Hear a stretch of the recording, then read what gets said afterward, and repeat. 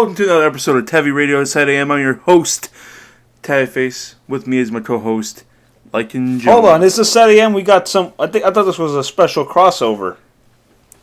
SatAM Cross FM Radio, because we have special guest, Saber. Welcome.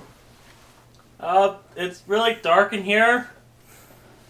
It's not that. Open your eyes. You got your eyes closed. Okay, all right. What's that smell? Don't ask. This sucks. This sucks, man. Yeah. Welcome to another episode of, I guess, just Taviradio, because it's not even like the FM version with the. It's Taviradio special, like Fatal Fury special. Yeah. Taviradio Extend. Taviradio 98. Yeah. 98.5. Taviradio the Eagle.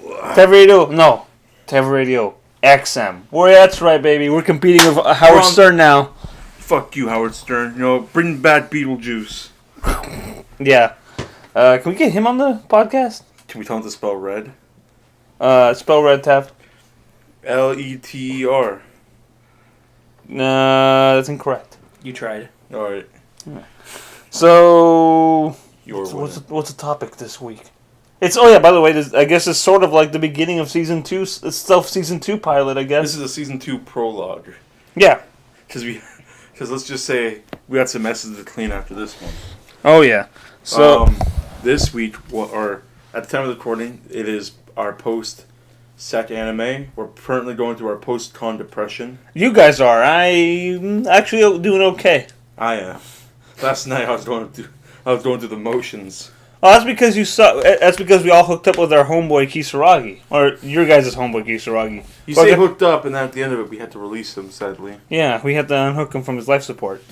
That's Turumo. Oh, sorry. We kept talking about Tarumo. The wrong guy. Yeah. How can you confuse a caveman for a pig? Well, speaking of that godforsaken pig, I'm after you, Turumo. You are fucking dead to me now, okay? You and your boys, I thought I could trust you. I believed in you, but you took my fucking gold. That was my birthright. We were holding that gold down, and you fucking took it for your own greed. Saber, care to comment? You're the one who informed us about this. Yeah, it took some digging, but I found some Nazi documents. It was really hard to read. I had to go to a universe where there was a German version of me, and he told me that it's like, yeah, there's a bunch of swine that snatched the gold and replaced it with this locker of movies. Fucking Hudson Hawk. Yeah, I mean, as soon as we opened up that Foot Locker, I mean, if for all those you who watched or listened to the last episode, you'd know what happened. But yeah, so look, I'm not mad. I'm just disappointed. I trusted those pigs. I wasn't even thinking about eating them. Now I could eat a few pigs today. Blow down their house? Yeah, well, we don't really do that, but that's more of a regular wolf thing. It's something that werewolves did not inherit from, the animals were supposed to be cursed by. I feel like you guys waste your time by blowing it down. Why not just destroy it? Well, yeah, blowing it down is destroying. But why not just destroy it with your bare hand, with your wolf hands? Yeah, I could stand to do that, I guess, but I'm gonna eat them. Do you like bears? I don't know. Bears are cool. Werebears, Care Bears, bears who drive cars. Would you rather eat a bear or eat a squirrel? Squirrel's got snack food. I saw a werebear fight a guy for some honey. It was in a public restaurant. They do that, Werebears are city creatures. I once saw Santa Claus in the Golden Corral.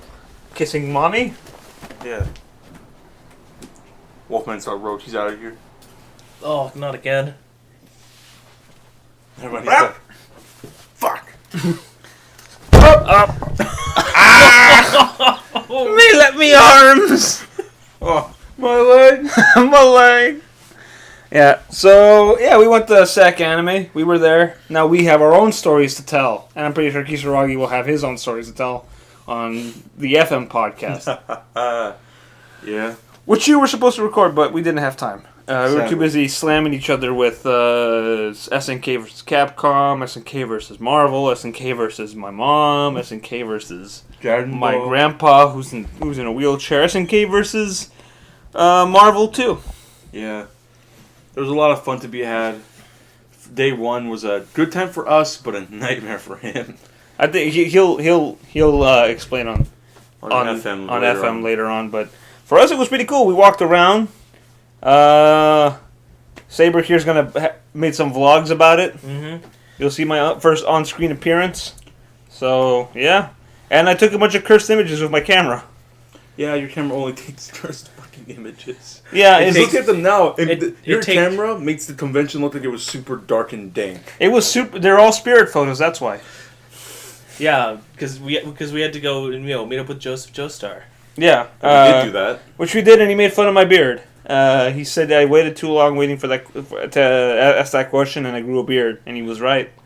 He roasted me, and I am deeply ashamed. And if you guys follow me on Twitter, I took a picture with him.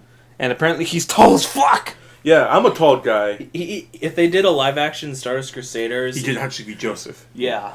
Yeah. I'll never forgive the Japanese. Oh, among the spirit photos I took, one of them was Tav's soul. I accidentally stole it. I figured it away, and now it's in the hands of Kisaragi. He lost it in the money match. Speaking of money matches, how was your Bergie match, Saber? Oh.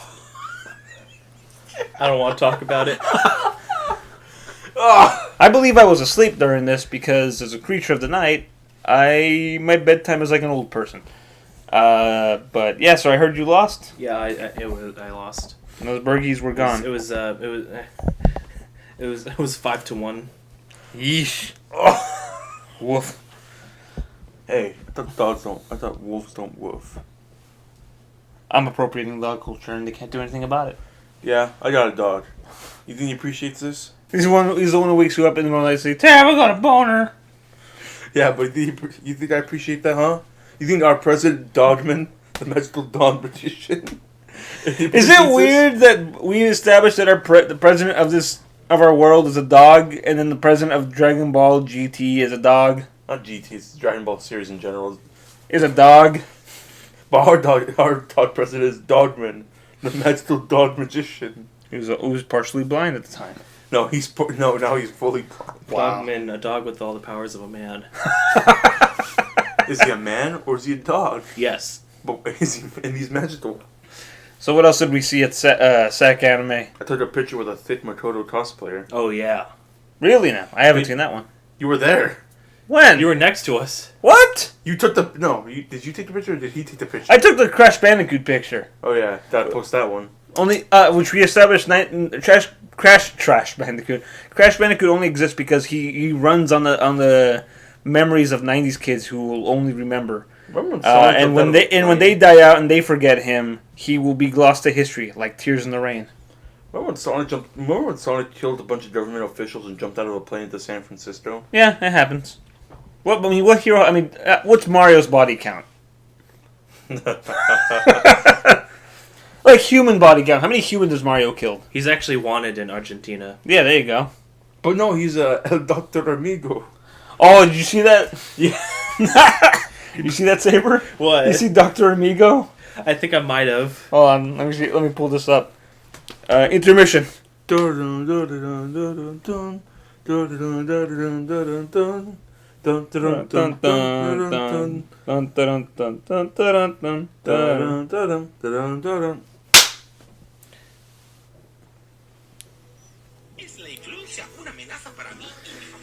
Oh!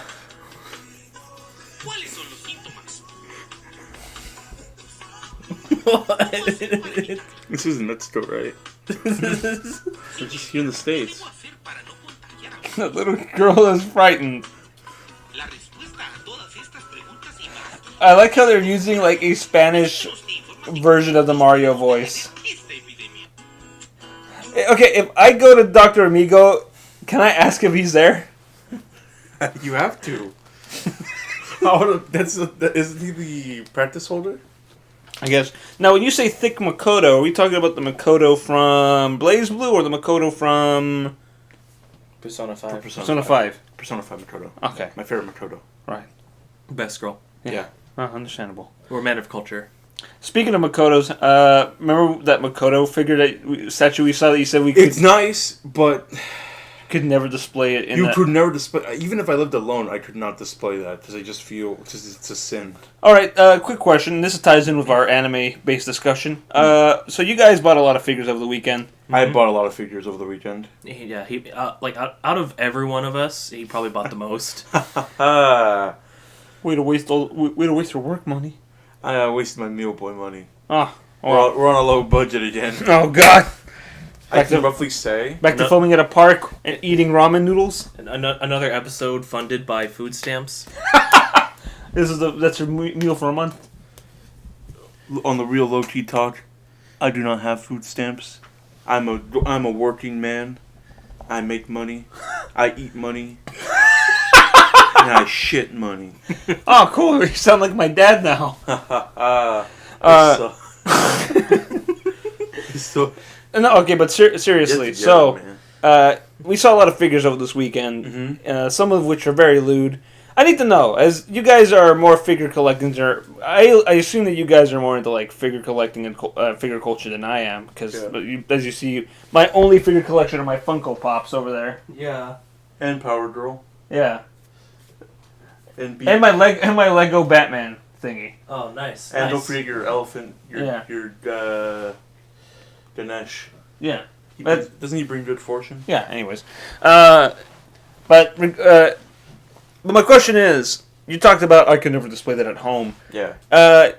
What kind of people outside of you guys, would buy the more lewd figures, and how would they display them? Like, where do they belong in what, like, would they belong in, like, their bedroom, and then, like, when they have, like, friends or family over, just, like, don't go in there, guys? Or would they just, like, put a tarp over them and just, like, don't ask? For, like, the lewd figures, like the one, for example, there was recently a... I'm saying, are the lewd figures for otaku who have no visitors? Yeah, honestly, for the Hikikomori, that had no visitors at all. Wow. The only visitor that comes is the mailman for delivering more figures. Saber, what's your hot take on this? Like, I need to know if, like, your opinion on, like, who, like, I know who the audience for lewd figures are, but who's gonna display them? Like honestly, is that something that gets displayed, or is that something that's gonna, like, take up room in someone's bedroom away from society's eyes? Honestly, the only one I'd see, like, having any of that would probably be some cold ass pigga. Are you trying to say Terumo has, like, a whole room full of titty figures? He would have. He would. He's the kind of guy that would have that kind of stuff. Here's the thing: it's either for the Hikikomori that has no shame, that you have to have no shame, but if they get no visitors, or you just have to be some cold ass swine like Terumo to display them, even in their room. You think those kids really? You think so? Terumo's parents and family walk in and just like, Terumo, please. They would not. No. They'd walk in. They'd just be like. You know, that translates to, why, son? This is why we don't give you the oats. Timeline 79 Saber, the rice farmer, actually had a thick anime girl figure to calm the raging Terumo. Yeah. Wow. Just threw her straight to the pigs. Yeah. Well, not really. Well, no. It's more like an idol that they worship. Yeah. Wow. In reality, it was just Super Pochiko. I saw a Super Pochiko cosplay. I saw really one? Only one. And I think it's the only... saw no Pochiko figures.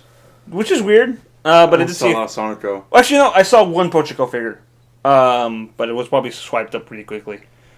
We saw a lot of Sonico figures, and I remember walking by one. I was like, "Hey, boy, check it out, Sonico." And T-Swarty turns to me and says, "Like, you only like Sonico if you're into fucking trash." Some trash is okay. Some garbage is okay. This is my garbage. Yeah. Okay, real talk. That brings it up to another question. Where does Sonico? What's Sonico's place in the world of, like, weeaboo fan stuff shit? If you really just... Sonico's only appeals is big titty. Well, duh! That's, like, her goal thing. I know, but, so like... if honestly, that's just up to, like, your taste in body stuff, and that goes into a deeper philosophical question of like, what do people really think? Because Kisaragi already has already doomed himself to a life without Sonico, but the people who worship her, what do they think? Oh, they just like her, because I'm not gonna Did you buy a ramen topper of Sonico? No. What about you, Saber? No. I don't like Sonico. Orly? He's asleep. He's sleepy. Oh, yes. I wouldn't. My girlfriend would scoff at this. Like, you can't display that in the house. You want to know what type of But you want to know? just use the spoon, Lycan. But babe, the spoon's out. I'm going to use this figure as my spoon. You want to know what type of universe we live in? Lycan, a lycanthrope person, lives with a animal who is a domesticated cat named Orson Welles, and our president is a dog. His name is not Orson Welles. It's Orlando. Orlando Bloom over here. Yeah. So he's an elf cat. Yeah, kind of. Lycan lives under the jurisdiction of a dog president, and he himself, who is a werewolf, has a pet cat. He's not as sapient as we are. That's why. So like Pluto and Goofy. Yes, it's a Pluto and Goofy. We're not the same fucking species. But you and the dogman. Yeah, well, that's different. So how come he's not a werewolf, but he's just a dog man? Dogmen are different from werewolves. Like, werewolves are curse-based. He was born a dogman. You can become a werewolf, but you can't become a dogman. You got to be born one. That's true. The only time you can be born a werewolf is if you come from a family that's been cursed by it. For you? Yeah. My whole family's been cursed. I told you. It's all thanks to Grandpa. Fucked up real hard. Grandma wouldn't take him back. Dinner's ready. Where's Grandpa? Motherfucker. And because of him, we all have to. Because of him, he made a dirty deal with Blackula and Blackenstein. So when they call up on our family, we have to respond. God damn it! In fact, we were almost hunted down by them on our way to Sacramento. Because we all know, only monsters of the classic variety drive classic cars that are at least from the 80s. Like they gotta be newest from the 80s. Oldest, well, you see all those 1950s model kits where monsters are driving like dragsters and roadster cars. Yeah, we were getting chased down and shot at too, Yeah. and the authorities just sat back because it's like, oh, they're just monster men. We'll let them do their business. We don't mess with them. That goes against the Accords. Yeah, and this is in broad daylight. I was shocked. I mean, Blackenstein has no problem, but Blackula, he's probably in the back with sun covers and all that. But tinted windows. Remember yesterday when we were driving, we actually got flipped off by some guy. Yeah, well, that happens. And you were about to go out there and show him a different piece of your life. I was gonna wolf out on that guy, but I knew better. I don't want to keep besmirching. I'm trying here, man. I'm trying to make a good name for Lycans, out there. So. Do you think they're werewolves making bad names for each other? Oh yeah, of course. They're all the ones who star in those movies that show that play into the stereotype. Do you think songs is appropriating were culture? We've been over this. I just want to see if your opinion changed about them. No, it's still the same. Because you saw the last episode of Sonic X. Oh yeah, we'll go on that in a bit, but yeah, let's keep talking about SatAM. Yeah, Friday was Saber bought a friend. I met a thick Makoto. Yeah. I wish I would have caught her longer. Okay, I'm going to be honest with you guys. I took a lot of cursed images. Oh, one of my I think all my favorite cosplays were on the first day. Because I took a picture of a cosplayer with my spirit camera who's cosplaying as Lum from Urusei Yatsura, that I love a lot. And then I took a picture of a Cruella de Vil cosplayer who I've seen a lot of Slave Leia interpretations of cosplayers. In fact, I saw a Wonder Woman one on Saturday, but one of Cruella de Vil that was new and that needed to be preserved for history. And then I saw somebody cosplaying as Donald Duck, but it was a kind of a humanized girly version, which I liked a great deal. Donald Duck. Yeah. And then the next day I pretty much just started taking pictures of Steven Universe cosplayers, and that's how I roll. But outside of that, there's a lot of good cosplays. Lycan bought no figures. But I did buy art. Yeah. And a disgusting book. Well, we'll go into our purchases a little later, but let's keep talking about... Friday night, well, Lycan... was all right. Lycan went to bed. We met Saber got 5-1. We ate some late night pizzas. I did a set with Kisaragi while I had a stomach ache. Wow. What kind of pizzas did you eat? We had Domino's. And? Pepperoni sausage, pepperoni bacon. and you got a stomachache because I don't know how, but like my son was like, "Oh my god, I'm feeling bad." But I still but it was still 5-4 the set. I lost the set, but it was 5-4 in the last, and all the matches were really damn close. Yeah, I was at the edge of my seat. I was just like, I'm gonna take a shower, but like I don't want to miss any of this. I think the one time I played against Kisaragi in SNK versus Capcom, I had him sweating the whole time, even though he beat me 3-1. You would walk up to him as Geef and you just grabbed him. Yeah, I told you. I fucking like when you don't play against me when I play Geef in Street Fighter 2 because I know all of his holds. Like it's I'll fuck you up. Yeah. I wouldn't want to run into you behind a glue factory at night. That's right. That's right. I'll fuck you up. And then Saturday, we were down there. We hung out.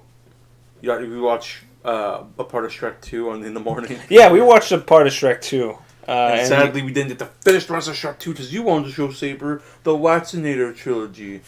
Was I wrong in that? No. There you go. But we missed out the best part of Shrek 2 when we came back to the credits. Bless you. Man, this studio is dusty. Where are we even? I can't even remember. It's the guard tower outside of the Songsham Wall. Okay. You have to make sure none of them escape. By the way, we are now back in Bumblerville, trying to hunt down those dirty pigs. I mean, they're pigs. They're dirty. That's how they keep. They've retreated back into the Schlanzen Vakia, which is why we're keeping watch of everything. Yeah. When one of those mofos comes out, we have a shoot. I ordered the guardsmen and the police. You see a pig, you shoot him. Oh, I think I see one right now. Oh, that wow. motherfucker's going down. Oh, Easy. Let's finish let's keep doing the podcast. The authorities will take care of it. So Saturday, all of us went down there, and we reunited with Kisaragi and his group of handlers. Yeah. To which then we had breakfast, and he was a tired boy. Yeah. And we locked him in the hotel room while we all went to go had breakfast. Yeah. That's fine. And you went out and did some interviews. I did 2 interviews, and sadly, you'll see them in Saber's vlogs, but I didn't do enough to make them into a full video, sadly. Yeah. Well, you might also see them somewhere else, but I'm not telling. Yeah. Here's the weird thing. So over the convention as a whole, of the things that I've been to a few conventions in my time, and I've been to this convention back when it was small, and then it got a little bigger. I've been to this convention when it was like located in a mall. Yeah. I've been to this convention when it moved to the Scottish Rite Center in Sacramento. I've been to this convention when it moved to a bigger to like an actual hotel and hotel. And actually started having legit guests. And then I've been to this convention now that it's gotten bigger and actually has even more legit guests.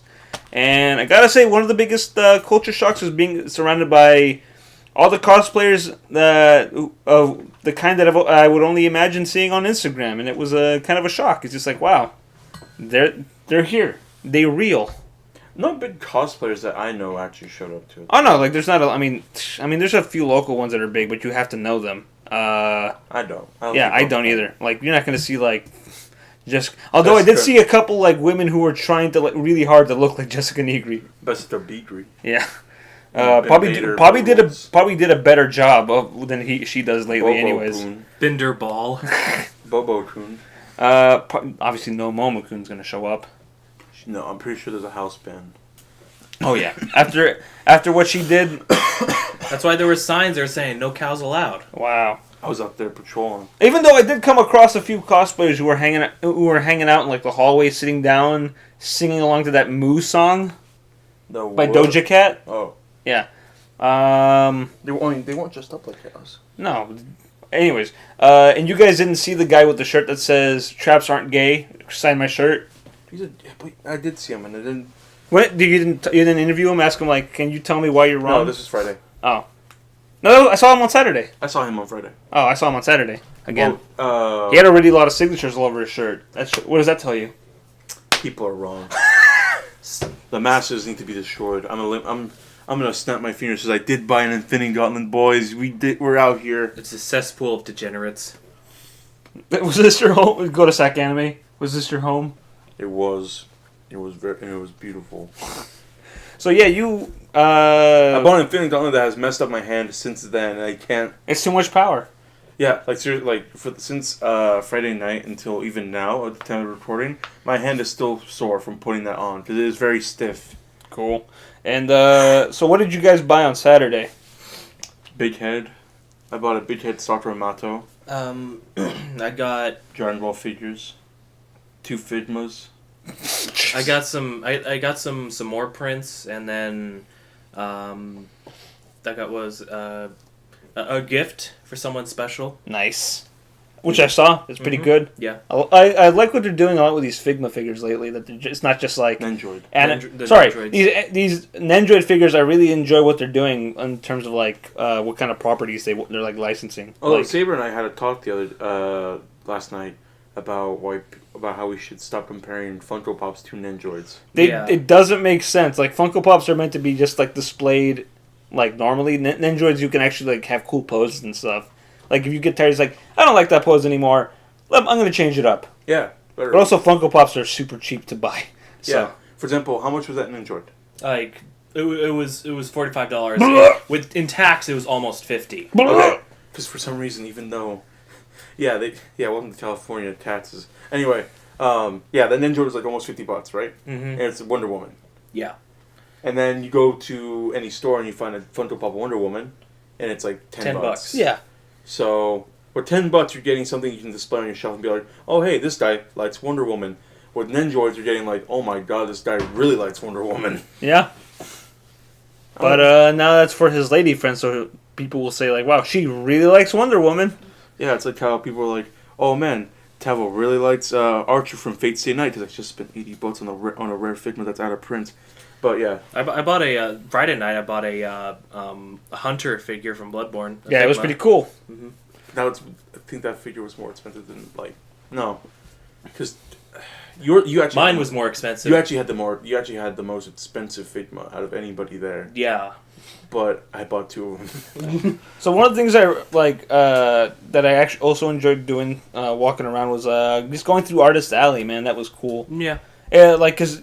I mean, a lot of these artists I didn't know before, but after like encountering their work, it's just like I actually just follow some of these guys maybe later. Maybe actually whatever I didn't buy that week, and maybe I might pick up later online. You know. Sadly, I was on the hunt for Rich the Snitch Alvarez, and we didn't find him. Yeah, we never saw Rich Alvarez, and you promised me that he promised everybody he'd be at SAC Anime, and he wasn't there. Wow. Instead, we just had to go down to his fucking ranch or wherever he lives, Rich Bitch Alvarez. He didn't show up because of creative differences.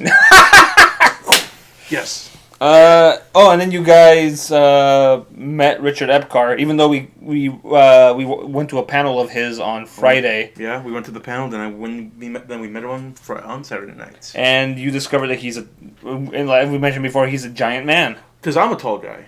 Saber says I'm a tall guy. You're a big guy. Well, we're both kind of like we're like an inch difference. Yeah. I'm a big guy, and Saber's a big guy.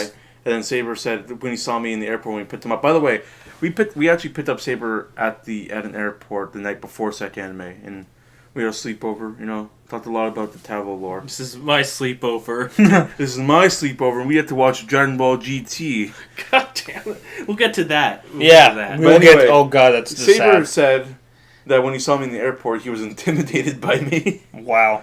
And then when I saw Richard Epcar, I was intimidated by his height because I didn't expect him to be fucking giant. The man could either be Joseph Joestar or the real Bateau. Yeah. And by the way, the whole time we were like listening to him, all I could hear was Bateau during that panel he did. I was also just hearing a lot of Joseph Joestar. Well, Joseph has more of like, you know, he has like an adventurous voice, but like his casual voice is just like, that's fucking Bateau right there. Yeah. Which I like. And I also found out that Richard Epcar really wishes that, because I went up, I asked him a question, which is when he roasted me, and... I was going to ask him if he likes Cool Ranch or Cool Ranch. Ranch or Cool Ranch? Yeah. And then a couple and Ellen Stern, don't forget Ellen Stern. She was there, she was funny, kept roasting her own husband the whole time. Richard Epcar was just like, yeah.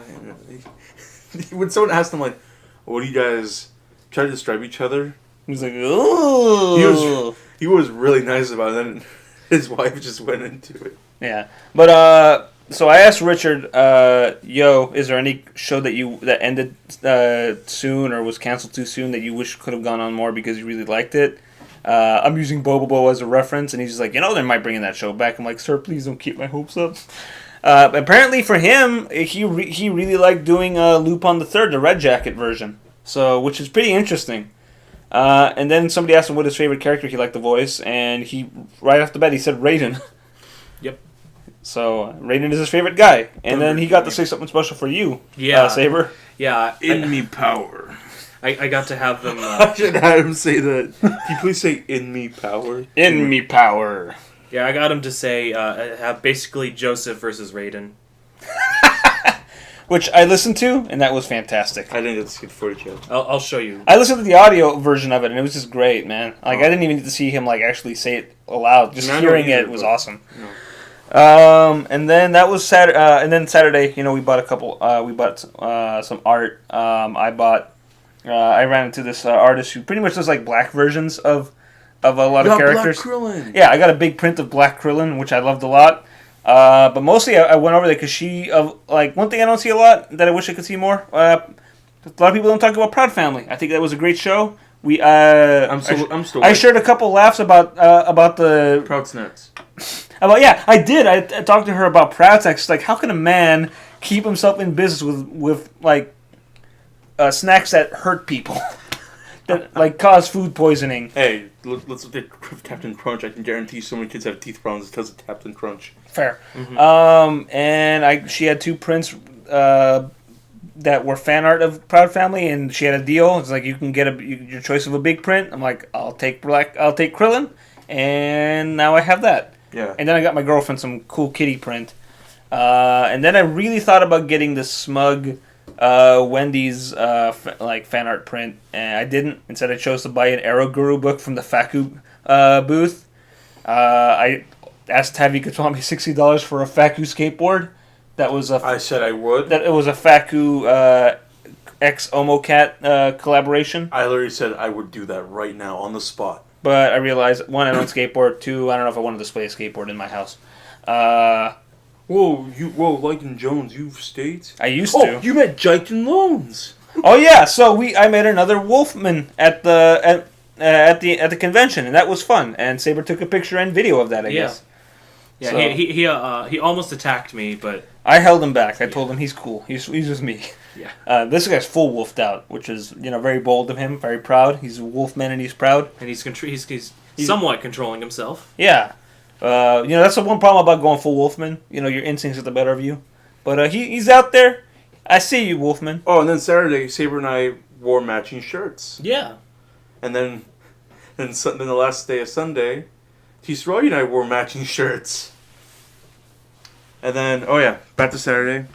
We went back to the hotel room, and we popped in Dragon Ball GT the last couple episodes. And we were immensely disappointed. Yeah, it was... Our day was ruined. Yeah, it was sad to watch Dragon Ball GT.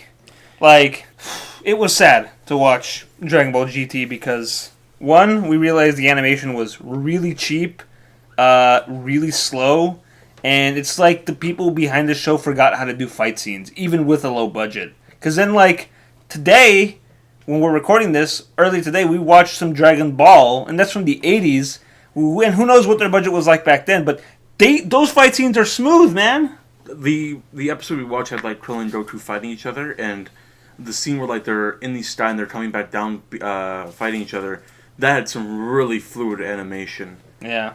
But it's a shame, and I think a lot of the failure of GT just has to do with I think they don't know how to set a tone.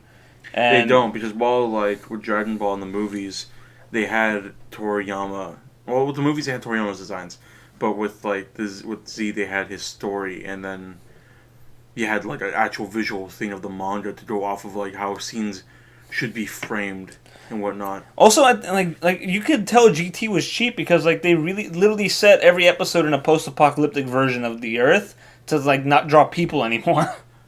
Yeah.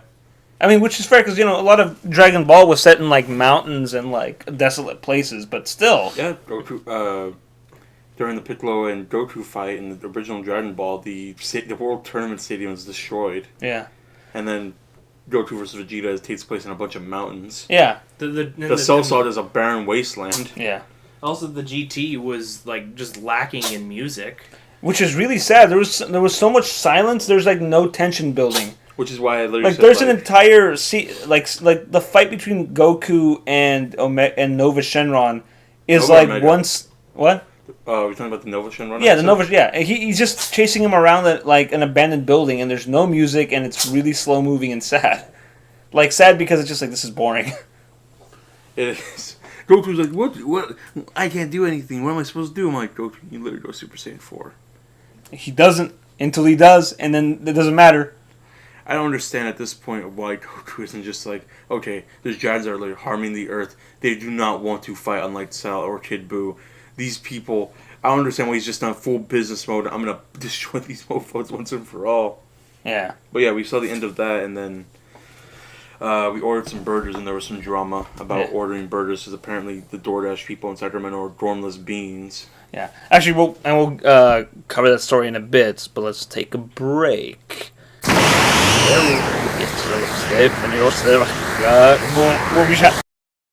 So, we took a break, and it turns out that our break was actually caused a rift in time. We missed an entire week of our lives. I don't know what happened that week, what I did, if I committed crimes. What about you boys? Homer, was that your commercial? I don't know. I'm glad to be out of that time rift, okay? But did you guys discover that you did anything in that time rift? Because we had a whole lost week there, man. I found out this is like the third time I went through a time rift, actually. Oh God! I found out the citizens of Bumbleville have started filling potholes with oatmeal. Jesus Christ! No one. You know what? Now that I think about it, I was editing the first episode of actual SatAM, and yeah, there's a whole conversation in there about potholes and Momo-kun that we missed, apparently. But now we're back. Yeah. Right, so now I can talk about the Chinzo's chimp out story. So one of so as like we said before, we took our that break. We had an incident at the hotel where one of Kisaragi's handlers, let's call him Chenzo, or Jinzo. Let's call him Jinzo, the Pokemon card from Dragon Ball Z. Benzo. Shinzo or Benzo. Benzo. Let's call him Benzo. Can you guys care to walk us through the DoorDash debacle, the Triple D? Yeah, this ain't no trip, dip, and dive. Guys, DoorDash debacle. So, I feel I gotta tell the story because this is directly with me. You guys were unaffected, but I'll talk about side B of the witnessing of the story. Okay. So, it was Saturday night. All right. We just got done for the day. We're winding down. We're like, let's order some burgers. Mm-hmm. Because didn't you say? Because part of the reason was Saber here had to. Yeah, Saber did a money match with Taviradio over a burger, and it was time to pay up. Oof. So that occurred. We'll talk about more of that in a later time. It was not a pretty sight. But anyway, not after another time rift, hopefully. Yeah. But anyway, it's Saturday night. We get burgers. We're like, let's try DoorDash. I've never tried DoorDash because Bumbleville we don't support DoorDash, Postmates. Yeah, you guys don't support an app-based economy at all. Like, there's no gig economy. It's either you work or you don't. We have Uber here. Really? Yeah, we have Uber and Lyft. What the? That doesn't sound right. I gotta check the Brobel. But Uber and Lyft don't work in Czechoslovakia. Well, I don't imagine they would. If you want to go somewhere in Czechoslovakia, I'll drop you off at the border of Czechoslovakia. Or got my best man Frank working there. Oh yeah, we spoke about this. You have a whole crocodile as a border patrol. Well, so far nobody's noticed. Yeah. Anyways, go on. So I'm like, all right, fine. Let's order from Jack in the Box. I like jacking off in a box, I guess. Shit. So we make our order, and it took us about an hour and a half to receive our order. Which is absurd. Which is pretty absurd because if we ordered a pizza, we probably would have showed up in like half an hour. Or it's free, right? They still do that. No. No? No. As someone who's worked in a pizza place, someone who actively works at a pizza place, who runs one, no, we don't do that anymore because we lose money.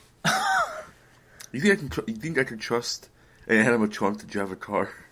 I don't know. It worked. Didn't it work like that for Five Nights at Freddy's? Didn't but the latest game, it was just a pizza delivery game. You were playing Paperboy, but with like Freddy Fazburger. Nah.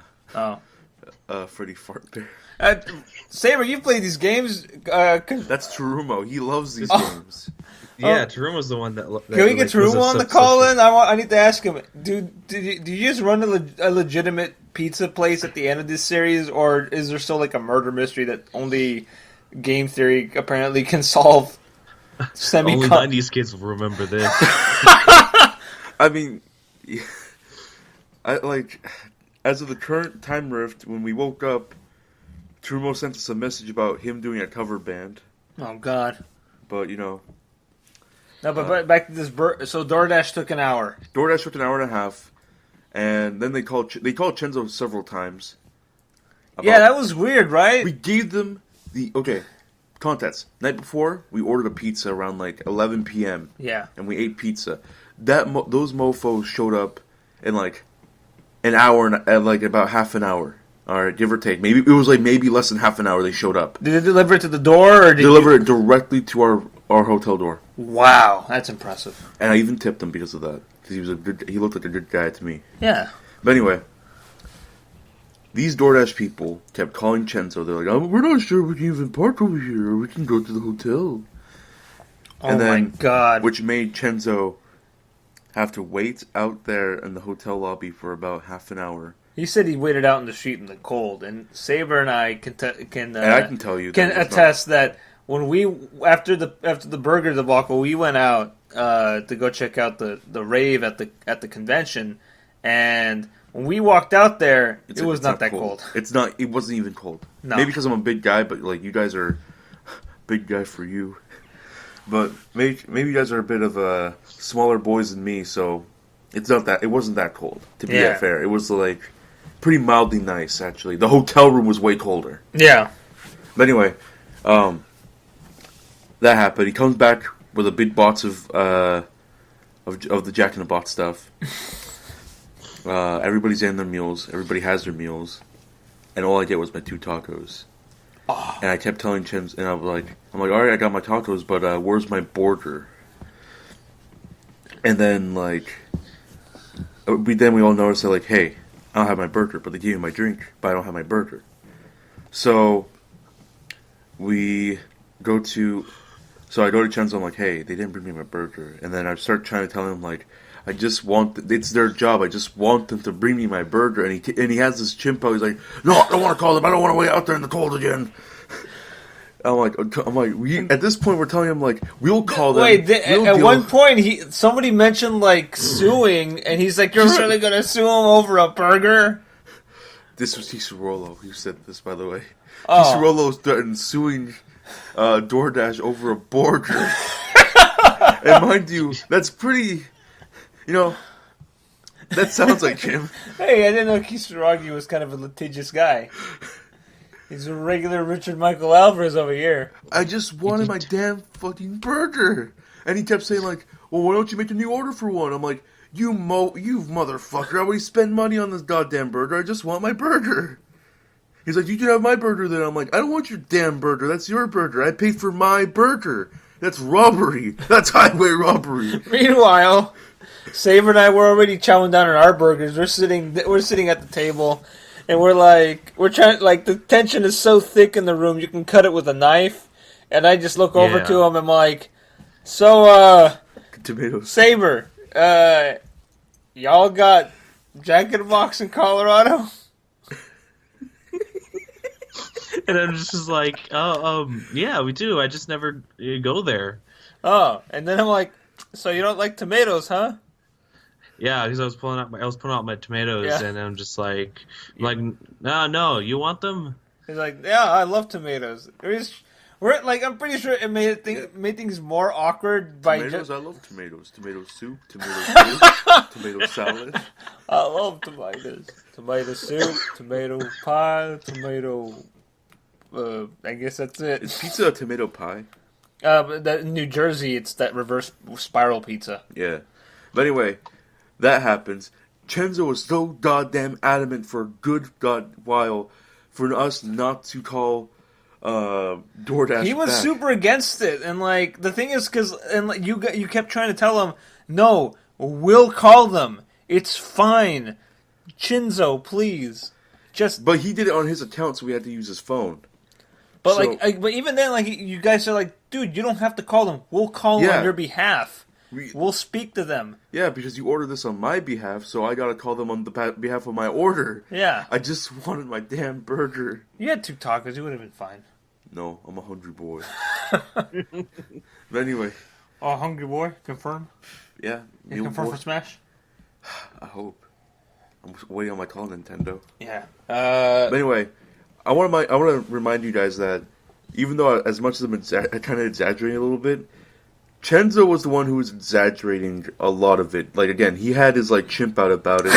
Well, Kisaragi and I and his other friend, his other 2 handlers. No, one of them was taking a bath. So the other handler, as you refer to him as the quiet one. Yeah, we'll call him. Oh, he has a name, Yuya. Okay. Yuya. Yeah, they were all like pretty calm about it. We're like, we'll call him Chenzo. Come on. But he was the one who had the chimp out. We were actually talking to him pretty calmly, and then at this point, I was just like, we were telling him we would call him, and then he had the bigger chimp out when Kisaragi mentioned suing them. Yeah, that was intense. It's just like easy, man. I just want to sit here and eat my burger while watching Dragon Ball GT. Look. Let's just let's take it easy here. Let's take a few steps back. A few steps forward. Yeah. But anyway, we ended up calling them. They never made my order in the first place. I mean, I know it was a big order, but at the same time, come on, Jack in the Box, you're that fucking incompetent. You know what? I don't even think it's Jack in the Box, man. I think it's like that website. I think the website fucked it up. No, because they had my drink, but they didn't have my burger and fries. But anyway, yeah, it's probably the Jack in the Box's fault. Okay, now that you say it that way, though, here's the thing I learned from your retelling of that story. That some details I didn't even know about in terms of like the calls. What kind of fucking food delivery app calls the people calls up the customer to I've never heard of a Postmates guy saying, "Oh, I can't find the place.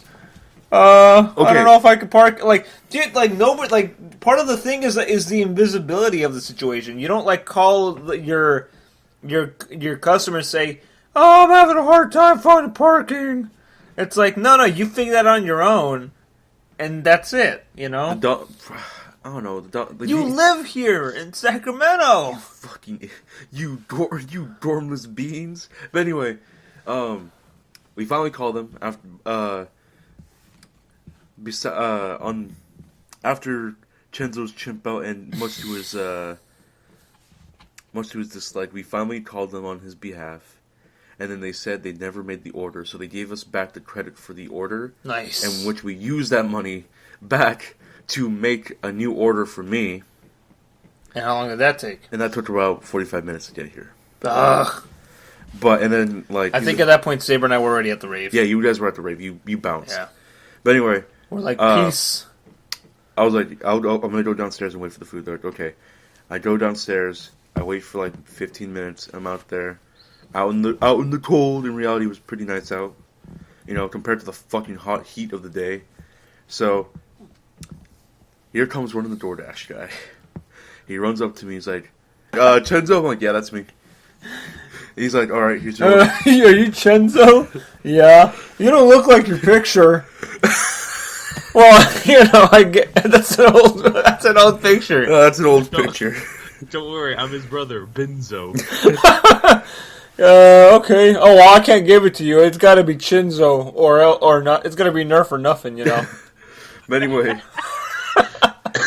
But anyway, I get my order, And the guy tells me, like, oh, I had to run here 2 blocks. I had to park down because our hotel room was near the Capitol Park, if people know where that is in Sacramento. Yeah.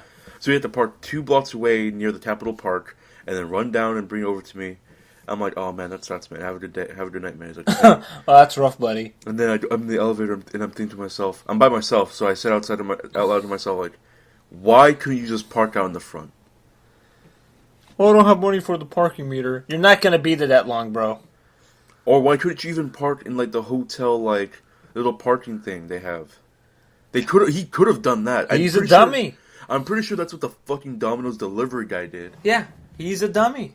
So, yeah, that's what happens when, like, you don't... I know that this was a different driver, because Chinzo said the last driver was like this sweet old lady that he felt bad for doing this to. Oh, then what did he... Then he took out so he couldn't take his frustrations out on the sweet old lady, so it took it out on you guys. Yeah, in reality, I don't think they're there to handle Kisaragi. He was pretty... You said it himself, Kisaragi's all business. Yeah.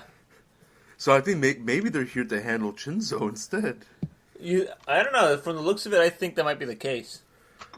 I mean, it's so funny because you pointed this out. You said, like, Kisaragi seems to be on his taste a lot, too.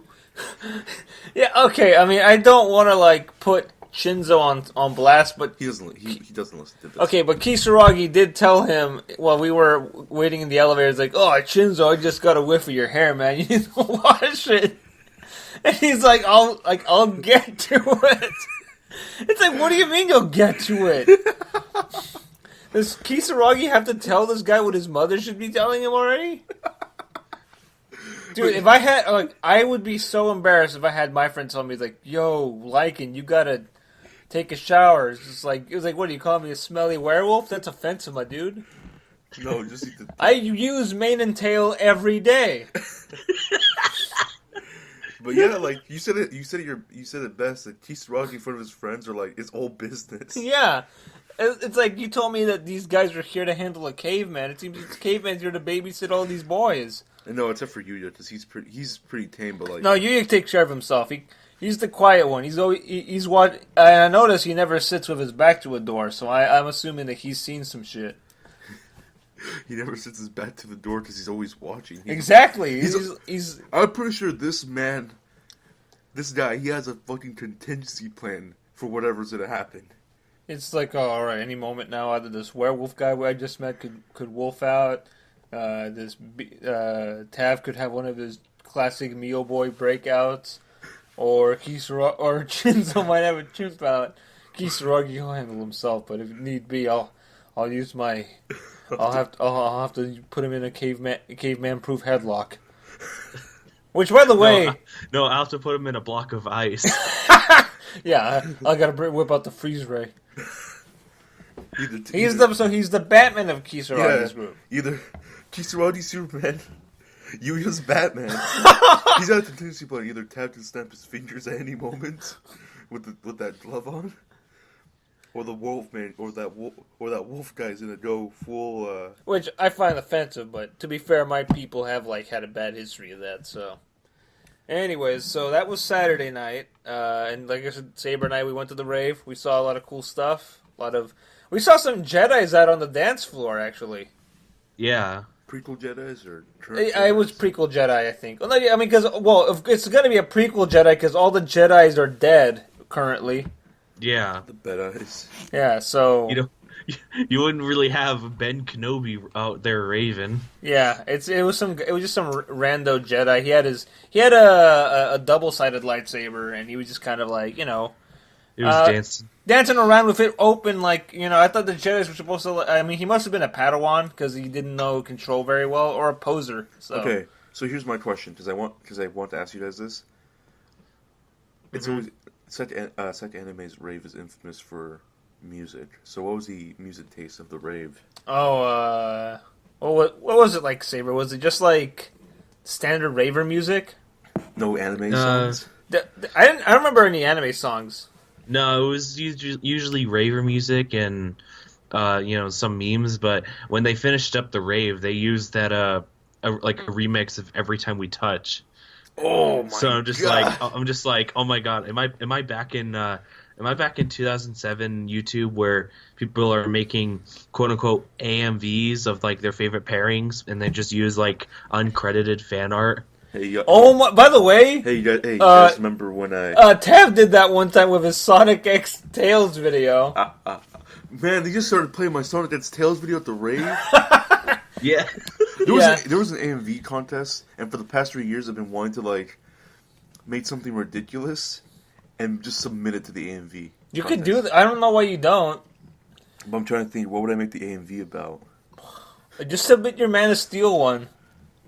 That's my love letter to Saber. Speaking of which, I guess because of the fucking gap of time that we lost. Yeah. Apparently, Henry Cavill is hanging up his cape. He doesn't want to be Superman anymore. Oh man, but he just started acting more like classic Superman in Justice League. Come the fuck Also, on. I heard that that he was they were really planning on doing Man of Steel 2. That was in the works. Man of Steel 2. Yeah, and but when are you gonna get to the fireworks factory? And so is Ben Affleck. He's putting up his cape too. Okay. Yeah. Okay. He's been on and off about that for a while. Yeah, that motherfucker during the making of Suicide Squad has been saying that he doesn't want to be Batman anymore. And it's like, I'm done. It's like, dude, bro, you've made like 3 movies as Batman. Nobody knows what it's Dude, like. you've made about the same amount of movies as Christian Bale, and you've made more movies as Batman than. Well, Christian Bale's a better Batman. Yeah. I don't know, like, there's some good qualities that I like in Affleck's Batman, but we're not here to talk. I mean, we saw some Batman at the convention. I like Ben Affleck as Bruce Wayne. Yeah, he's a good Bruce Wayne. Yeah, I don't know. Like I said, well, for me, like, I mean, I don't know, like, it's kind of why I like to stick with Michael Keaton as my Batman, because he was the best of both worlds. Adam West. Okay, Adam West was the other good Batman, but that's that's a know. different taste. That's a different flavor of pie. There, you know. Some days you just don't know how to get rid of a ball. That's a different flavor of bat cookies. Yeah, I mean that's a whole another different flavor of bat cookies. You know, bat milk and cookies. Ugh. But okay, so that was Saturday. That was Saturday night after. Oh wait, hold on. To finish up the rave. So yeah, Saber and I saw a bunch of stuff at the rave. We saw Poochie and Josuke from part 8. Is this how when you said Poochie, I thought about Homer's character from The Simpsons? No, Poochie. I need to draw fan art of Poochie from The Simpsons as Poochie from JoJo. But when are you gonna draw Baraka and Sonic hugging each other and Sonic's pregnant? That'll happen soon. No, so we saw that. They almost had a face-off. Roughly, they didn't destroy the fucking world. We saw T-Rex. Yeah? Josuke stole a bubble from someone. He's like walking around trying to figure out whose it is. Yeah. It's like, did I steal someone's friction? Are they going to have a hard time dancing? Oh, well. Oh, we saw T-Rex twerking. Ugh. Yeah. I don't like that image. Yeah, it's an ugly image. That's the cursed image. Yeah, a lot of it was. But yeah, it was a rave. We saw a lot of stuff. We saw a lot of Jared Leto Jokers getting down, in fishnet shirts. That's the easiest Joker to do because he's just shirtless. You think he was, but like they've got to draw all those tattoos on themselves too. Would you rather see a convention center full of Jared Leto Jokers or of Dark Knight Jokers? To be fair, before Suicide Squad, those were the only Jokers you would see. Only Heath Ledger ones. Would you rather see a? So would you rather see Jared Leto Jokers, Heath Ledger Jokers, or I want to see some Jack Nicholson Jokers. Or Jack Nicholson Jokers. I want to see more of those guys. Can we just make Nicholson Con? An entire convention dedicated to the films and work of Jack Nicholson? Yeah, maybe. So, you can cosplay Jack Nicholson Joker, Shining Jack Nicholson. Jack Torrance. Yeah, that's the one from. That's the. We can see the Joker, Jack Torrance. The Jack Nicholson, who's the devil in the Witches of Eastwick. Jack Nicholson from Chinatown, so you got to wear like a white detective suit and like a bandage on your nose because the director cut it open. Okay, no more TanaCon, no more of this whatever. Let's do NickelCon. Yeah. Oh wait, not to be confused with NickelbackCon. Oh, look. Oh man, never mind. Screw it. It's NickelCon. Every character. So Nicolas Cage, Jack Nicholson, Nickelback. That's about it. Oh, and nickels. There's a lot of vintage nickel vendors will be hanging out there. Yeah. Come to that convention. It's held in my backyard. Yeah.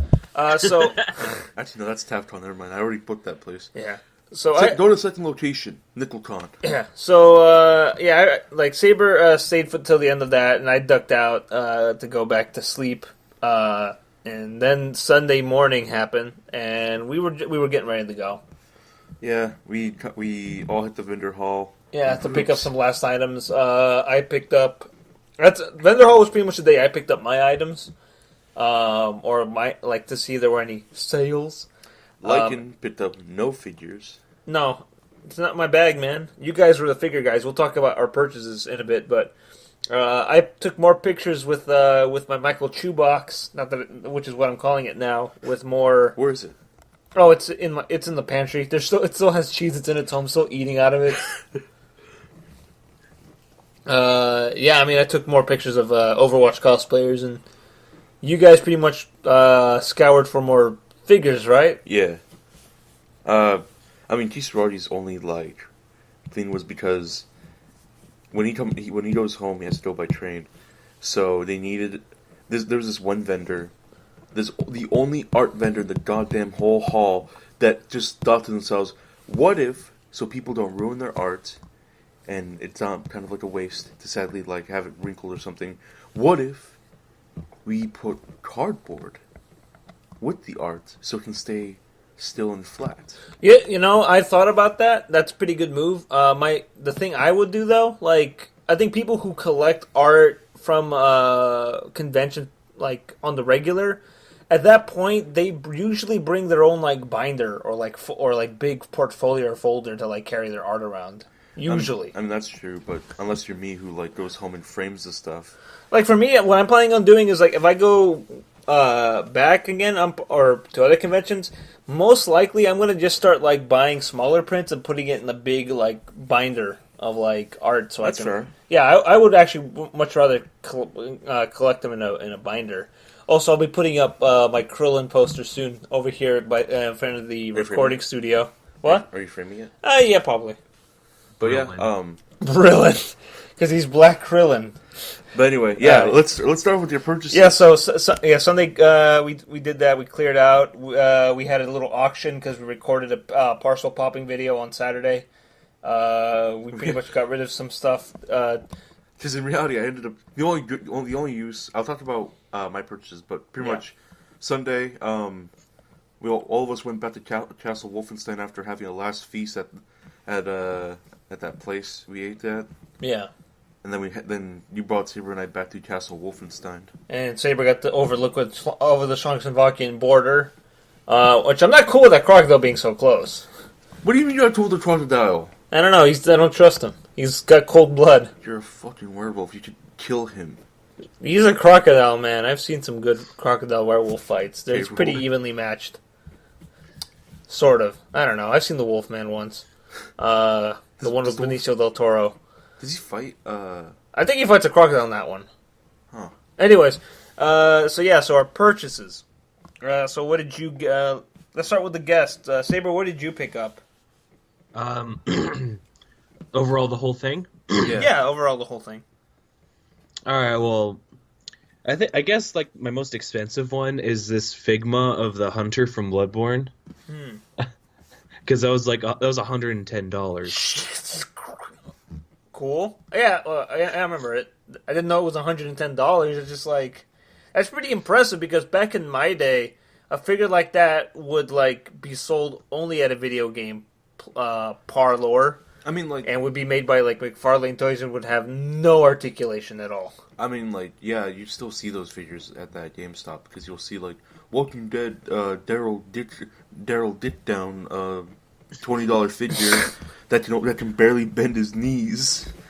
Hey, you leave Daryl Dickdown alone. Yeah, I can't wait to see him and Daryl Ditson in the Funky Fetus. Yeah. But anyway, featuring Hannibal. Yeah.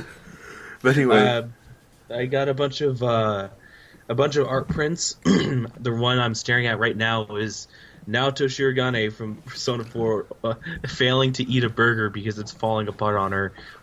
This giant burger in her hands. By the way, I looked up more of that artist's work. It's pretty impressive. So I'm actually They need more followers. Yeah, I'm actually considering getting some of their artwork later once they actually have their shop set up properly. They need more followers. They're putting out really high quality stuff, and they barely got like anything. Honestly, I wouldn't even figure out how to look them up if I hadn't kept that Falk sticker. Because it has both of those artists who were sharing that table together. Yeah. So which I ended up following both. And then they took a picture of us buying their art. Nice. So I think when Saber and I bought their art, it was Friday, and I think we were the first customers. Wow. Yeah. And then every time they deserve more. Every time we'd pass by them, like whether on Saturday or Sunday, they'd always just like wave at us or whatever. Be like, "Hey." Nice. Honestly, I mean, I went on their Instagram. They're like, "Oh man, it's our first time here. It's our first time having a booth." Same thing with the guy with the artist right next to in the booth next that had that sweet Wendy's print. Did you find her? Did you find them? Yeah, I did. I found it. They don't have any of their Wendy's prints up, but like I think they're still setting up some of the other stuff. They have like their My print up. But and I commented like, "Yo, I hope you come back next year." Apparently, that was their first time having a table at a convention. But when are we gonna have a table at a convention? Once I switch over to mass producing those stupid action figures. Why don't we just hire? Hey, what about those Terumo figures that are just an old shoe filled with beans? Oh yeah, we still have those lying around. Those aren't hard to make. No, they're not because. I mean, just get a can of Bush's beans and just. Saber, they were dry beans in their first one. You've got a whole new kind of goopy version that you want us to make. I don't have enough beans for this fight. But anyway, I'm pretty sure the rest of the stuff I got. I got a plush, big head plush of Ren from Persona 5, and then I got a guy took this had this whole booth of just like airsoft and other toy guns and painted it up to kind of look like guns from games and other stuff. So there's like some Fallout themed stuff and Resident Evil themed stuff, and there's some Star Wars stuff. So I got a blaster. Nice. Oh yeah, that's right. I saw that. Oh, and which you'll see in an episode of Meal Boy. Yeah, which I've started working on. So yeah, that shows up pretty prominently. Also, your wristband, your wrist blade shows up in that one scene too. Yeah. I got a hidden blade from Assassin's Creed Origins. It was the Egyptian version, and it's got two blades. Yeah, which you tried stealing some meatballs with. Tav was eating. Was it you or who was eating a meatball sub that suggested? Oh, what if I just scooped them up with? No, because I keep mentioning to people that when I go to Subway, I'm not sure if this makes me a sociopath or not, but when I go to Subway, I'm like, yeah, let me get the meatball sub, but hold the meatballs. These people didn't hold the meatballs, so I had to get them out for them. Yeah. Does that make me a sociopath to request a meatball sub without the meatballs? Yeah, kind of. Yeah, kind of. And then, yeah, the last, I guess the last thing I got, aside from a bunch of the art, is a Nendroid of Wonder Woman that's going to be a gift for someone special. Nice. You still haven't given them their gift yet? No, because they live like states away. Oh wow, okay, that makes sense. All right, cool. What was some of the art you got? So there was a Naoto print, and what else? Yeah, let's see, Naoto, and I've got You took the price. Let's see. Yeah, let's see, one Black Rock Shooter, because that was the first anime that I helped abridge. Of course, yeah. I did the writing for. The one print that shows seen in completion. Yeah. Sad. I don't like anime. But let's see. Well, there's one print where it's half of it is Lady Maria and the other half is the doll. Oh yeah. And then with that, I also got Ciri from The Witcher. Oh yeah. And since that place was like a buy two get one free, I got a free one of Yang from Ruby. Oh yeah, that's right. Cool. And who doesn't like Yang? Don't answer that question. Yeah, Saber and I could probably go on talking about how Volume 5 of Ruby ruined Yang's character a bit. Oh, I'm a show that I've only watched a little bit of, and now I'm upset for a character that I've enjoyed for every time I saw them in the bits of the show that I watched. Cool. So, Tav, what did you buy? A bunch of figures. Explain. Saturday. What did I buy on Saturday? Oh, the Infinity Gauntlet. That was on Friday. Oh yeah, Friday. I became Thick Thanos. How's your hand? It's better. Okay. Oh my god. The Infinity Gauntlet really takes a lot out of me. I bought Infinity Gauntlet. I don't think I bought art. No, I bought art. I bought the Dizzy print from those guys where Saber got the Naruto print from. Yeah, I really wanted to get that Jack O print because I like Jack O. I'm more of a Dizzy guy myself. Actually, no, I'm more of an Elfelt guy myself. Yeah, I know. They don't got no Elfelt there. Y'all got Elfelt? Yet, yeah. They had Ramlethal though. Yeah, he's okay. Anyway, Infinity Gauntlet, the Dizzy print. I don't think I got any more art prints that day because I just couldn't hold them. There was a really sweet Dragon Ball Z print that encompassed the entire series within Goku's head silhouette. Oh my god, yeah. Oh, speaking of that, yeah, I got the Vegito figure, which is just a really angry Vegito. Yeah. I bought one of those really cool new EX2 figures for a Love Live character. Nice. And I'm trying to think, did I buy anything else?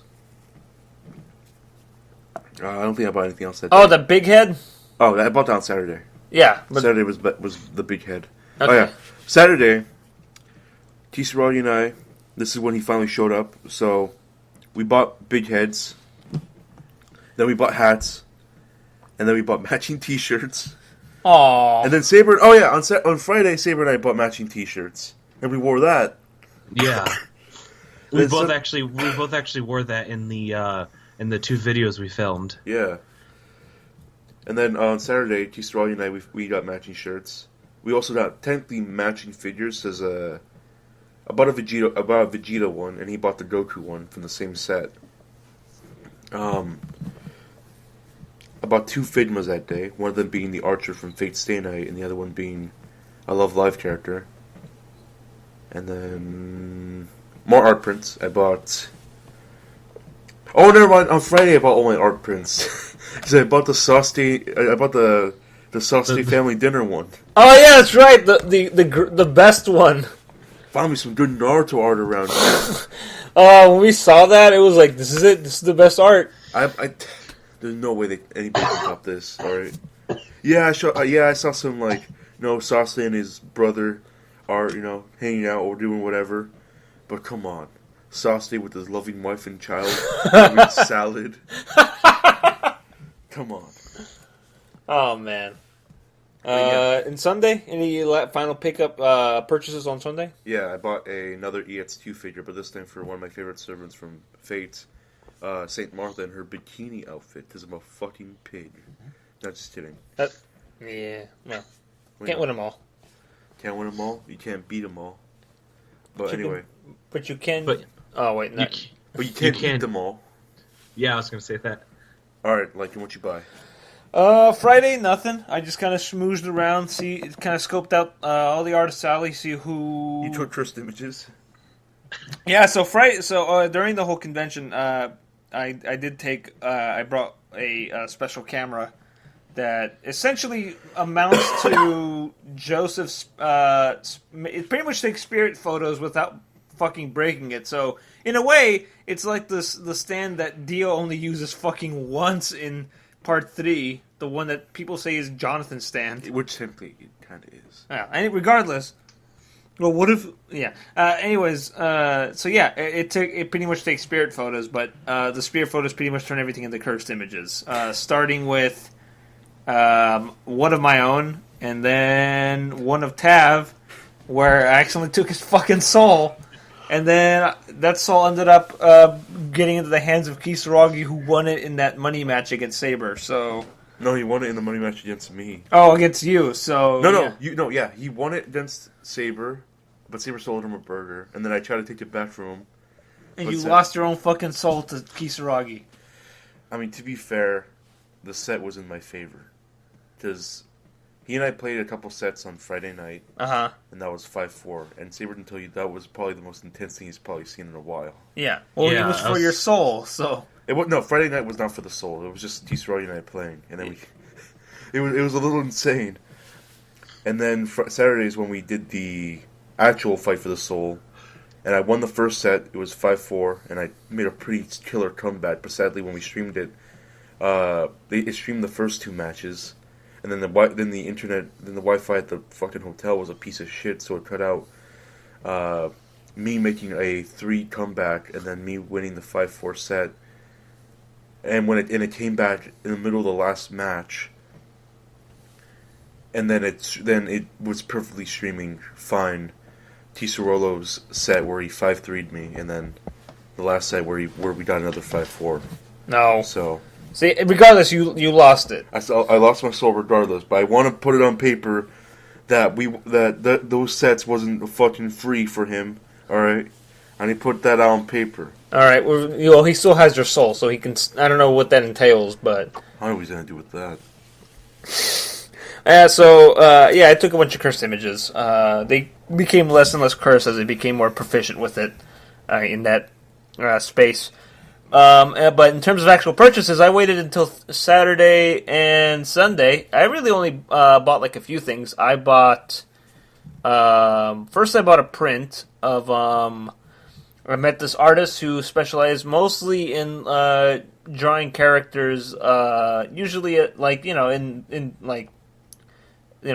if they were had a darker skin tone, but pretty much like if she drew like black versions of those characters, and also just kind of drawing like pretty popular characters who in media who are black. Like Static Shock was a pretty prominent one, or I think maybe she had like a couple of Jon Stewarts in there, but mostly I saw that she had some fan art of the Proud Family, and I'm all like, oh hell yeah, no one's drawn fan art of this.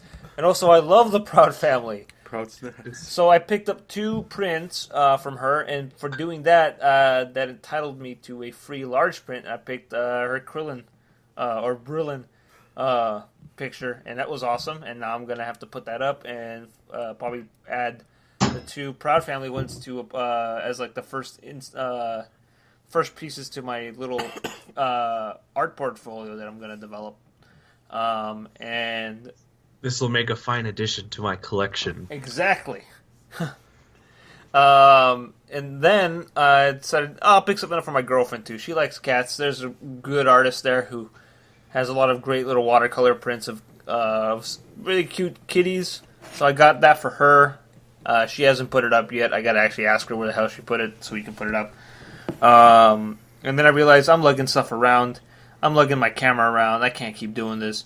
So I went out and got myself, I bought myself a tote from another artist with a cool designer net that has like a girl who's like also a lily pad and like a pond. It's pretty cool. So now I had something to lug my stuff around. And that was pretty much Saturday. But I also kind of scoped out to see things like, what do I want to get tomorrow when things are the prices get slashed? Maybe. Like, are there any books you have to here? wait for, like, if you really want price to get slashed, you have to wait until, like, the last hour of the Yeah, but we weren't going to be there all day, so. Yeah. But so they started doing that pretty early on. But, yeah, so I just kind of looked around. I thought, like, is this where I'm going to commit to getting that Wendy's print, or this Morrigan and Lilith, or this my print? I just kept looking around. It's like, is this where it's going to happen? And I ended up kind of settling on, like, I kind of told myself I'd walk away with a book from this place. So I went to the FACU booth, which, by the way, at one point when we went over there, I think Tav asked me, like, in which... No, you said, like... No, on the first day we went over there, and they had all their things. Yeah. They had their books, they had a lot of T-shirts. Yeah. One of which was the infamous Mega Milk T-shirt. Is that, like, the official Mega Milk T-shirt? Yeah. Cool. And then at one point you even asked me, like, Tav, you even asked me, like, Lycan, what shirt would you actually wear? yeah, like, is there a shirt I can get that you think won't offend the public? And I'm like, no. There are none of these you can wear in public. I mean, you could, but... why would I? Yeah, why would you? Unless to, like... I mean, to be fair... If you wear the shirt that has the anime girls doing the Ahajao face, which is the... yeah. Alright, everybody knows what that is. Come on, don't lie to yourself. If you wear that shirt in public, then you deserve to be gunned down on the spot. What about the ones where it's all the naked anime girls forming a skull? It's kind of cool, right? Yeah, that one's actually cool. That one's... Aside from, like, the obvious titties and all that, so... Yeah. But you know what? That people who wear those goddamn shirts are like the scumbags. Okay, but what about the Heigao print? Like, what if they wore, like, it's like an all-over print shirt of a Heigao? Yeah, that's the shirt. Oh. If you wear that shirt, then you deserve to be gunned down in the street because you're probably some sort of fucking Now, what if it's a girl wearing over the knee socks, like thigh-high socks of that print? That's fine. That's okay. That's a double standard, Holmes. No, it's not a double standard because fucking the guys who wore that shirt, they're fucking usually the ones at conventions with a stupid ass speaker blasting through the vendor hall. No one wants to hear your shitty goddamn music. Shut that shit, dog. All right, I'm here. I'm already fucking sweaty.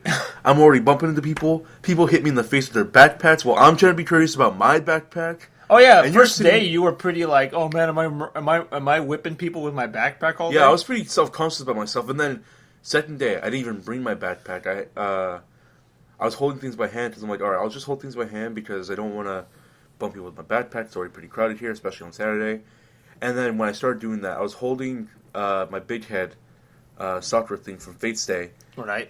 And this dude with this big fucking army backpack, I'm right behind him, walking to the art hall. Hits me 3 times in the face with a stupid backpack.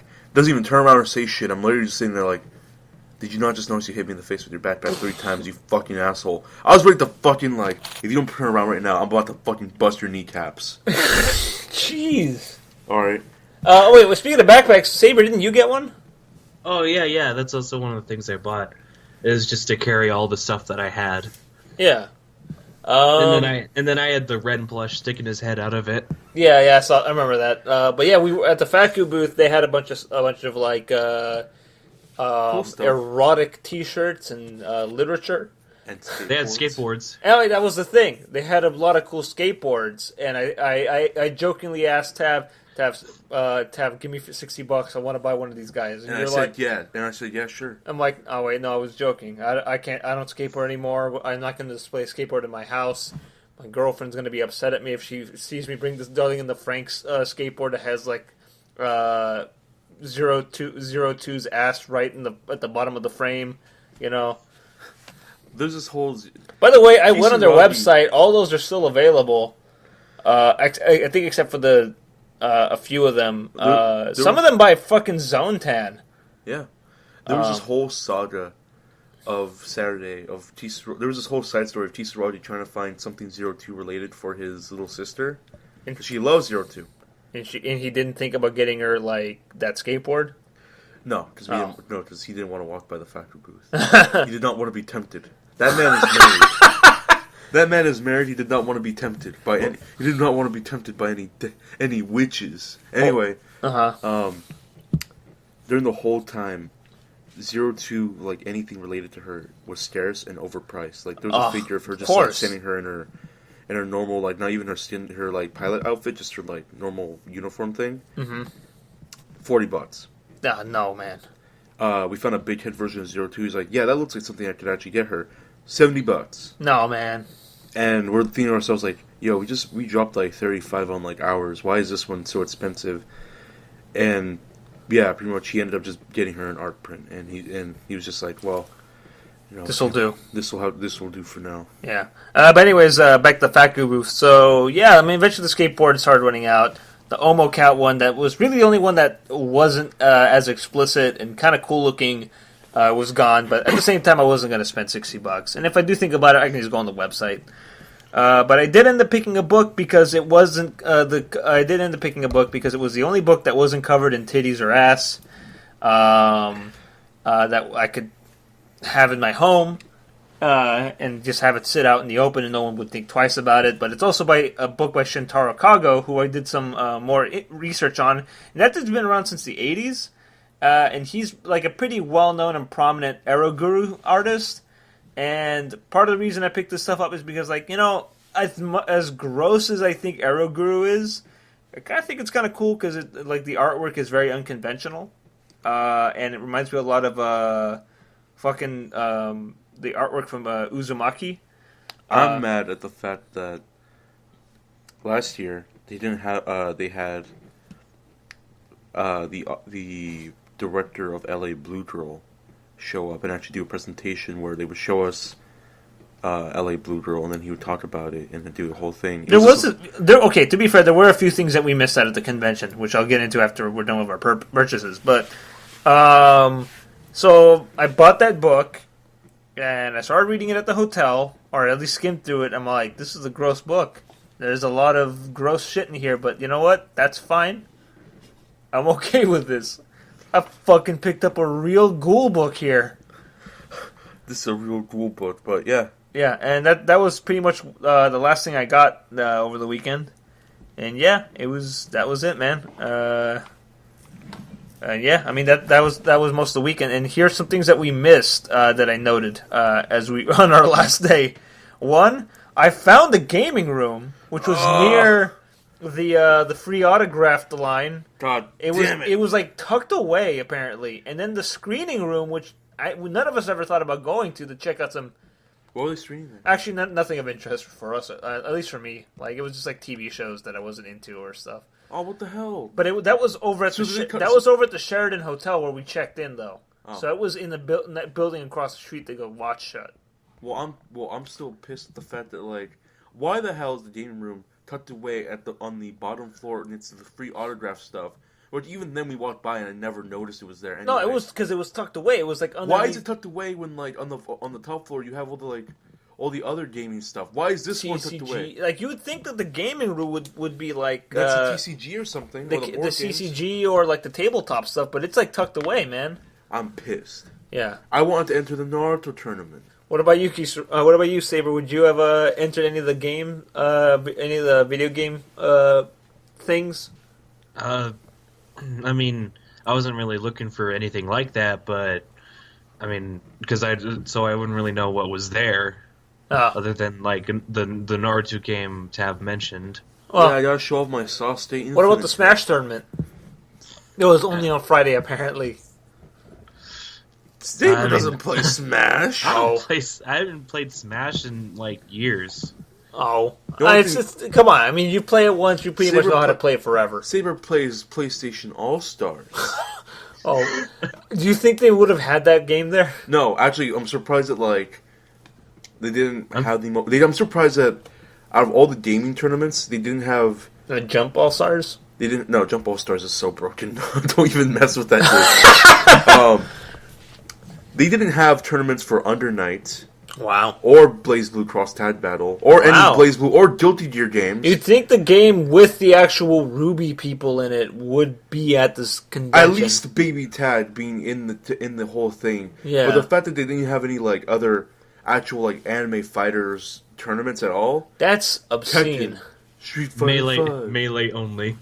Hey, I would have shown up. They had a goddamn brawl tournament there. Then why didn't I show up for that? So I could whoop some ass as Donkey Kong, Chompy Kong, as Mr. Game & Watch, my only character that I'm good at. Mr. Gay & Watch. Yeah, I'm gonna gay you up so hard. Gay Man Watch. Gay Man Watch. Mr. Gay Man Watch. When Mr. Game and Watch hits you with the hammer and it's 10, is that the big gay move? Oh yeah, the great gay move. I diagnose you with gay. Yeah. Anyway, I diagnosed you with dead. Anyway. Can I go to... I don't know. I want a second opinion. I think I'll go to Dr. Amigo instead. Which, that was the thing that I introduced Tav to. And then I showed Saber Dr. Amigo. So, I'm more convinced this is a Californian thing. And if I ever find that place at a strip mall, I'm going to go like, I demand to see Dr. Amigo, please. Also, the fact that they use like a Spanish version of the Mario voice is like, oh... Aquí podemos ayudarte. It's like that's crazy. Also, are you implying that Charles Martinet doesn't voice every language thing? I mean, that's why the Mario Brothers don't even speak like actual sentences, I guess, because it's... Except in Mario 64 when he's like, "Thank you so much for playing my game." But at the same time, when like you put that in Japanese or like another country, it's probably by context. Like, oh, what did Mario just say at the end of the game? Probably translates to thanks for playing because it's a Japanese thing for like developers at the end of the credits for saying thank you for playing the game. Here's the other thing too. I realize I don't want to hear. When's the last time you played an American game? I don't want to ever hear. This is me growing up, but like at my own taste. But I think it would be weird to hear Mario speak any other language that wasn't broken Italian English. Also, like, when's the last time you seen an American game tell you? Thanks for playing my game. I don't know. Not even indie games do that. Which fucking sucks. They should be the ones who be like, thanks for playing my game. Hey, we funded your shit. Yeah, exactly. Fuck you, Might Z. Yeah, where's the thank you at the end of Skullgirls, god damn it? Yeah, fucking... Where's the thank you with like promiscuous art of all the cast? Yeah. Yeah, even Blaze Blue games, which are the most pig-ass games around... Even they have the audacity to say thanks for playing. That's the thing. I think Japanese developers have like, what? Is there a thank you at the end of Witcher? Yeah, there is. Really, even the Polish. Come on. The most ballsy. Well, the one country that doesn't need to say thank you because they stand up to Russia even though they'll lose. Say thank you. Wow. Yeah. God damn it. See, this is what these American game developers need to learn. When's the last time we heard Cliff Blazinski at the end of Gears of War Trey say thanks for playing my game? I wish that would be... I want it to go back and add, like, hi, I'm Cliff Blazinski, and I just say thank you for playing Gears of War. This game was a lot of work, and I'm very I'm pleased to have you support us. Thank you. How hard is it for him to say that? Because I like the idea of like when Japanese developers themselves like also go on their Twitters and say like, "Hey guys, thanks for helping me out and like playing my game." Well, wait, is there a thank you at the end of the Metal Gear games? Does Kojima say thank you so much for playing my game? Oh, really? Except not the Mario voice. But even then on Twitter, that's my canon voice for him though. If Kojima doesn't speak in broken Italian English, I don't know what then. But yeah, like pretty much, why can't American developers say thanks for playing my game? Why can't at the end of Call of Duty 4, Zombie Hitler comes out like, oh, danke meine for playing my game. Yeah, why can't Call of Duty himself come out and be like, hey guys. Call of Duty himself. Why can't Battlefield himself come up? Why can't Thanos himself at the end of Fortnite come out and be like, hey guys, thanks for playing my game? Yeah, they called up Josh Brolin like, yo, can we record you saying thanks for playing the game? Can you record you saying thank you for playing my game? And it broke in Italian English. ask fucking Josh Brolin, hey, can you say this in broken Italian English? Oh my. Okay. Actually, what's your take on that, Saber? Why don't game? When's the last time you remember an American game saying thanks for playing our game? I don't think I've ever seen any, or at least I don't remember. But I think Japanese at least do it because it's kind of polite. Yeah, it's because Japanese always have that weird way of thinking, so they'll Yeah. have that sense of being really polite, and while like American developers or whoever else there, Just like, it's kind of expected to just for someone to play the game, especially a AAA developer. Oh yeah, So, those guys are gonna say fucking thank you. Yeah, how come at the end of Assassin's Creed, Ezio doesn't appear at the credits and be like, "Thank you for playing on my game." Okay, here's look. If I'm playing Trucking Simulator, I expect some German guy at the end is like, danke meine. No, actually, no. It's like they probably wouldn't say thank you. Thanks for your money, idiots. At the end of Trucking Simulator or Farming Simulator. Yeah. No, actually, what the real thanks is of those games. The fact that you got the job done and you weren't fired and you didn't lose your farm. That's the real thanks. They make you work for your thanks. I'm gonna start shooting Farmer John walks out of his barn with the pitchfork and some straw in his mouth. He's just, hey, thank you. Thanks, partner. Thanks, partner. See you soon, Space Farm Boy. No, that would have been cool if at the end of Farm Center, thanks for a job well done tonight. Go rest up, and I'll see you back soon. Oh hell yeah! I would just for that satisfaction of doing a job well done. I would play more farm simulators. Yeah, it's like when you see a kid in front of an actual good edutainment game. Oftentimes they'll tell them good job, come back tomorrow. Let's do it again. Hey, there's no thank you at the end. You know what the real thank you at the end of Oregon Trail is? The fact you made it to fucking Oregon and didn't die. And the fact that your character didn't die. At least. Yeah, didn't die of a broken leg. Do you think Oregon Trail is a hard game? It can be if you're not good at resource management. But also, it's pretty fucking realistic. I was listening to, the ways children fucking died on the Oregon Trail. The Donner Party, more fucking kids died, it was pretty easy to, for a kid to die on the Oregon Trail. But the Donner Party didn't take the Oregon Trail. They were idiots, because they weren't idiots, but they fell for the ruses of a man who wanted to be the emperor of California. But, no, in all seriousness, though, children died very easily on the Oregon Trail because there were many ways they could have died. They could have been bitten by rattlesnakes. They could have been eaten by wolves or coyotes. If they walked if they walked in the tall grass, people never saw them again. They were trampled by horses and oxen a lot. They were crushed under wagon wheels a lot. Damn. Think about that, man. Or they were just they strayed behind and just mom and dad just sorry, Jimmy, you got to keep up with the wagon train or else that's it. Would you rather have dinner with Lewis and Clark? Jeremiah, you better catch up to this wagon right now. You're gonna get your penis bit by a snake. Which would have happened. So. Would you rather have dinner with Lewis and Clark, or Andrew Jackson? Lewis and Clark. Andrew Jackson would have ended up trying to duel me for something I didn't say. Would you have dinner with Gordon Ramsay or Guy Fieri? Guy Fieri. He's a cool dude. I mean, so is Gordon, but he's more my speed, I think. And he's local. That's true. Yeah, that's true. Guy Fieri oftentimes lives near or visits near the Bumblerville area, but he's never had the gumption to take me up on my offer to visit Bumblerville and do an episode at Diners, Drive-Ins, and Dives at my pizza place. Yeah, well. Anyways, you guys have anything else you want to talk about in terms of our trip to SatAM and FM? We made it back to Castle Wolfenstein. Saber and I post your hibernation, decided to go get Wingstop. Yeah. To which then we entered Wingstop clear and free, and we left Wingstop fucking congested. How? Yeah.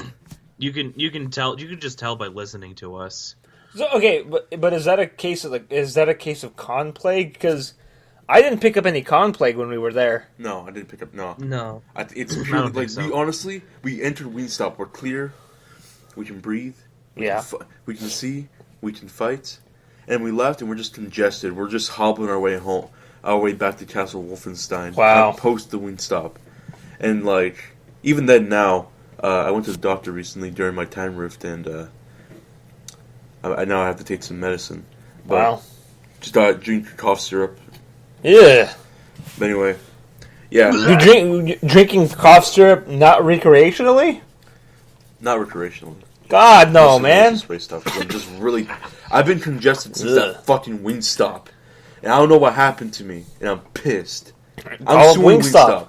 Wingstop, You're really gonna sue Wingstop over a fucking hamburger? I'm gonna sue Wingstop over the fact that he got Saber and I sick. And then Turbo messaged us and he said, "Hey guys, remember how you said Wingstop got you sick? I think they got me too." Granted, Turbo's always sick. But anyway, that's all we have to say. We took Saber. We took Saber back to the airport. We said our final goodbyes. I was a little sad on the way back to my place. I wasn't because live and let die. I've been alive for too many fucking centuries, and I've seen people come and go all the time. So it's like Live as long as I have, and you get used to loss. Yeah, exactly. I mean, does it make me a cold-hearted bastard? Yes. A cold-hearted cuck. Yeah, does it make me into a cold-hearted cuck? Yes. But if cuck stands for cuckolder, then yes, because I'm not the cuckold. I've been cucked only once, and that was by Blackula. Oh, or what about Dolomite? Well, okay, twice. Once by Blackula, but another time by Dolomite. He kung fu kicked you. He kung fu kicked me through a window and then proceeded to have his way with my girlfriend, who didn't put up a fight. She was down to clown with that man. And who wouldn't be? He's fucking Dolomite. But anyway, thank you for listening to Taviradio Xm, the special crossover episode. We wanted to record with Kisaragi, but we never found time. And we had to release him back into the wild. Yeah. Oh, rather actually, when we left him and his handlers to their own devices. So, who knows how Sacramento is now? So. I know. I heard the convention center was on fire. Oh wow. Any natural disasters that happened in the news recently, it's because of Kisaragi. Yeah. What I want to know is, where's the caveman? Yeah, have you been keeping tabs on Kisaragi in the lost week we had? No. Oh. I mean, he's been posting stuff on Twitter, but he's are they pictures of like the destroyed convention center? No, just Hyperdimension Neptunia. Oh, okay. Well, close enough. Anyway, Yeah. So, thank you for listening to Taviradio Xm. I've been Taviface. And I've been Lycan Jonze. And this is Saber. So Same time next year, boys. yep. See ya.